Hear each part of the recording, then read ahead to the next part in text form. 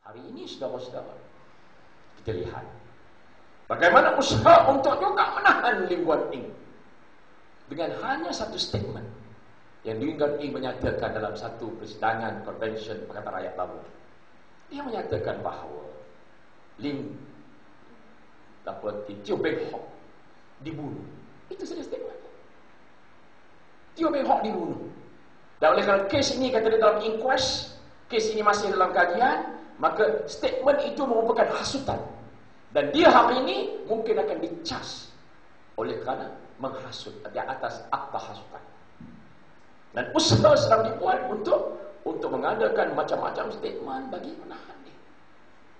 Dan saya, saudara-saudara, tidak sangsi mereka juga akan menggunakan apa sahaja taktik-taktik bagi menahan pimpinan kita. Khususnya hari ini, ia ikon dalam Parti Islam Malaysia dan ikon Pakatan Rakyat, iaitu Menteri Besar Kelantan Darul Amin. Mereka cuba juga sangkutkan dan kaitkan dia dengan kes-kes yang tak sepatutnya jadi isu. Kes dia nak pergi haji, dibiayai oleh seorang, tidak menjadi satu isu yang besar. Kerana sayang seorang itu pada Tuan Guru. Kes anak lantu dia jadi besar, sehingga masuk dalam MACC SPRM. Hatta kes orang bagi dia kek hari jadi, harga berapa? 3,000 ringgit pun dijadikan sebagai isu, semata-mata untuk mensabitkan Tuan Guru ni Abdul Aziz Nikmat. Saya sudah melihat arah hari ini menuju kepada situ. Untuk apa? Untuk menahan keseluruhan pimpinan Pakatan Rakyat akhir yang pernah dibuat oleh Datuk Tun Dr. Mahathir dalam Operasi Lalang. Kalau dalam Operasi Lalang, seluruh pimpinan ketika itu Barisan Alternatif, termasuk juga pimpinan DAP, ditahan begitu ramai, ratusan. Apa rakyat boleh buat? Maka teori yang sama dipegang oleh Najib Tun Razak, kerana Dr. Mahathir masih membelakangi dia. Apa yang menghalangnya dia hari ini untuk menahan semua pimpinan Pakatan Rakyat? Kerana sabit-sabit yang kecil. Bahkan saudara-saudara, saya nak beritahu bahawa ceramah-ceramah yang kami sertai di seluruh negeri Perak dipantau dengan begitu rapat rapi oleh juak-juak mereka. Dan kami sedang menunggu sahaja untuk mereka mempamerkan apa yang kami sebut, apa yang kami kata dalam ceramah-ceramah kami, yang mereka akan gunakan akta hasutan dan lain-lain akta kerana yang kami sebut dalam ceramah-ceramah kami. Kita sebagai pimpinan hari ini, manalah kita ingat apa kita sebut. Saudara-saudara, lihat bagaimana Guan Eng menyebut berkenaan dengan Teo Beng Hock, pun hari ini disabitkan kesalahan. Jadi saya tidak sangsi oleh kerana ramai di antara pimpinan-pimpinan kita, ahli-ahli parlimen kita yang boleh ditahan kerana perkara yang kecil. Sudah melihat ahli parlimen Batu hanya dicas menggigit jari polis kerana beliau telah pun dicekik ataupun dikasari oleh polis. Kita pun begitu. Apa cara lain kalau orang nak cekik kita? Hak boleh ragut tangan dia, boleh gigit tangan dia, nak melepaskan. Itu menjadi bahan nak cas dia. YB Tian Chua. Dan besar kemungkinan kes ini juga akan sangkut. Dan kita lihat hari ini saudara-saudara, semuanya menuju ke arah itu. Maka hari ini perlu kita bersiap sedia.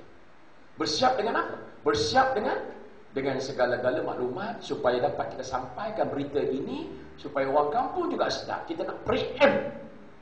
Kita preempt bahawa benda yang akan menjadi lebih buruk, iaitu we are thinking of the worst will happen. The worst will happen, and that is Anwar Ibrahim, pimpinan-pimpinan Pakatan Rakyat akan dibuat sebagaimana mereka pernah buat dalam Operasi Lalang. Jadi saudara, dengan sedikit penjelasan itu sebagai mukadimah, saya harap bahawa kita hari ini dalam Eureka merupakan satu pentas untuk mendiseminasikan maklumat ini supaya dapat rakyat preemptkan yang ini akan berlaku. Ya. Saya terima kasihlah kepada Pak Saman Kati kerana mengadakan universiti yang paling besar dalam dunia hari ini, iaitu Eureka. Dibandingkan dengan Oxford, Cambridge, saya rasa itu universiti tak boleh lawan dengan Eureka. Ini satu universiti yang cukup hebat dan cukup masyhur dalam dunia hari ini. Teruskan kerja buat bersama. Terima kasih.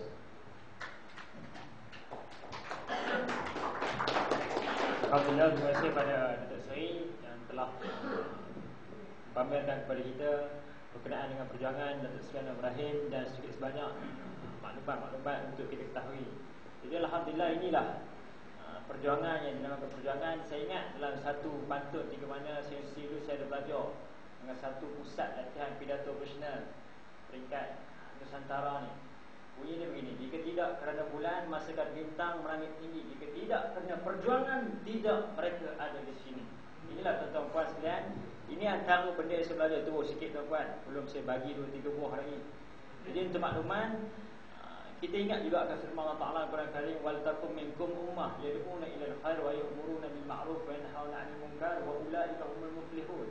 Akan ada Allah Ta'ala bagi tahu di kalangan kamu orang-orang yang sentiasa suruh orang buat baik, dan mereka ni sentiasa cegah manusia daripada buat sebarang kemungkaran. Nama mereka inilah orang berjaya sisi Allah SWT.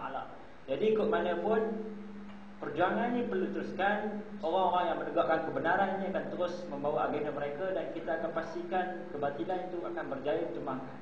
Dan UMNO dan saudara sekarang ini memang tidak mengamalkan prinsip innallaha ya'muru bil 'adli wal ihsan. Allah Ta'ala suruh supaya kamu buat keadilan dan ihsan kepada seluruh kaum yang ada atas bumi. Ini ditolak oleh UMNO dan Malaysia.